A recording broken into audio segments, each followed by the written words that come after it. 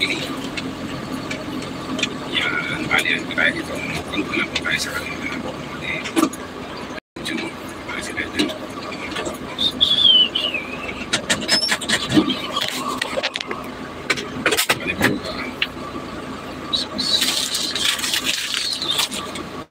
Si Mario po, naiyak si Mario. Naiyak si Mario, ito si Mario. Napaiyak siya. Ayan. Napaiyak si Mario. Kasi nga, bigado.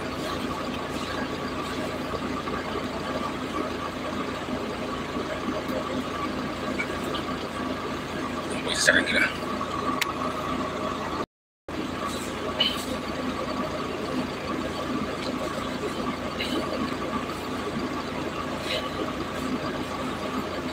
CCA yung na yung pala.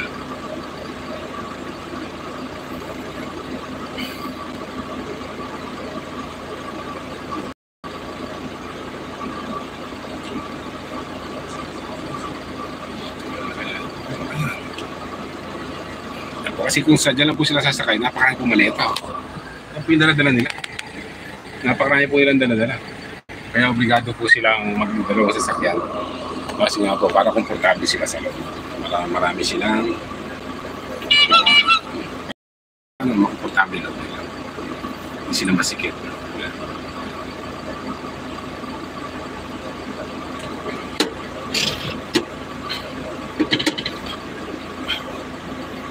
Malabas na sila.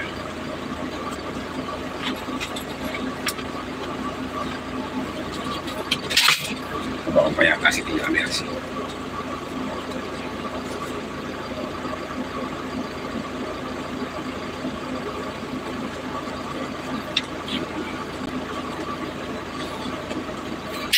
Sa mga hindi po nakakilala dyan, siya nga po yung Matinga family.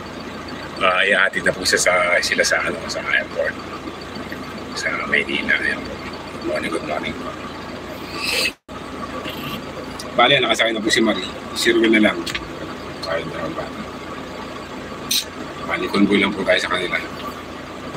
Convoy, ayan po, yung Matinga family. Maraming salamat po. Huwag niyo po kakalimutan na mag-subscribe. Maraming salamat po.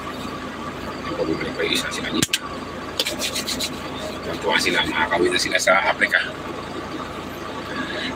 Makakawin na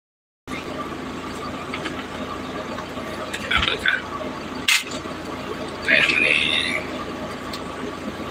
kasi available naman po kasi ako. Kaya ngayon, sabi ko, habang naglalaka-live siya, nanonood ako, sabi ko, andito naman ako. Baka hindi kakasasakay nila. Talagang hindi po kakasas, sobrang pong dami. Malaki po kasi ng maleta. Bali, bawat isa, dalawang maleta. Kaya po, obligado na magdalawang sasakyan sila. Wala silang driver. Pwede rin kasi marami naman sila sasakyan. Wala na silang driver. Pero okay na rin yan. Kaya niya. Portable sila dyan ngayon. Malaki yung van nila. Tapos, malaki yung van. Kasang-kasang sila rin kasi marami rin sila. Si Belgium, si Ruel, nasa Asabra, marami. Kasi po kung di sila kukuha na isa pang sasakyan, masyado silang masikip. Magiging masikip po sila. Dapat po, naka-ano po ako sa lalamang dyan, naka-on duty nga ako, kaso nga lang, wala akong mukhang biyahe. Kaya nanoodala ako ng live. Habang nag-assess ko ako, nagugupit ako ng mga Dragon Fruit. Nanonood ako ng live carousel. Nakalapit lang naman kami. At malapit na naman yung school dito siguro.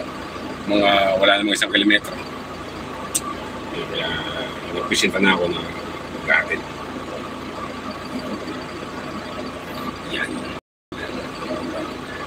Nakakaiyakan pa rin na. Ngayon natin live yung isa.